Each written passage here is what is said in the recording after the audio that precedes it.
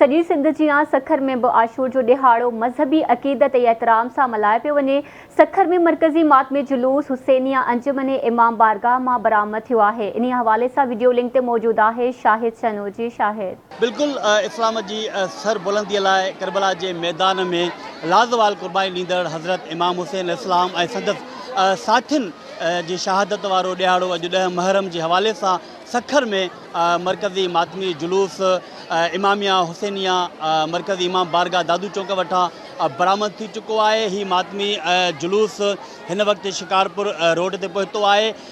ही मातमी जुलूस में सखर के मुख्तलिफ इलाक़नि नवोगोट शिकारपुर रोड, न्यू पिंड, शेखी रोड, शमशाबाद, बिराज कॉलोनी समेत बेन इलाक़नि का नंढा वॾा मातमी जुलूस इन मरकज़ी मातमी जुलूस में शामिल थींदा। ही मातमी जुलूस जो है वो Biraj road, Ghantaghar, Minara road, press club road, Ayub gate road और गुरुद्वारा चौक का पोइ थींदो साॻी मरकज़ी इमाम बारगाह दादू चौक वटि रात के वक्त इख्तिताम पधीर थींदो ऐं मजलिस इज़ा मुनक़द कई वेंदी। इन मातमी जुलूस की सिक्योरिटी जा इंतजाम सखर पुलिस पारां इंतहाई सख्त किया विया आहिनि। हिन मातमी जुलूस तरफ़ ईंदड़ रस्तनि के रुकावटूं हणी करे मुकम्मल तौर ते सील ऐं बंदि कियो वियो आहे। जॾहिं त हिन मातमी जुलूस की CCTV कैमरा के ज़रिए पिण निगरानी कई पई वञे। जी।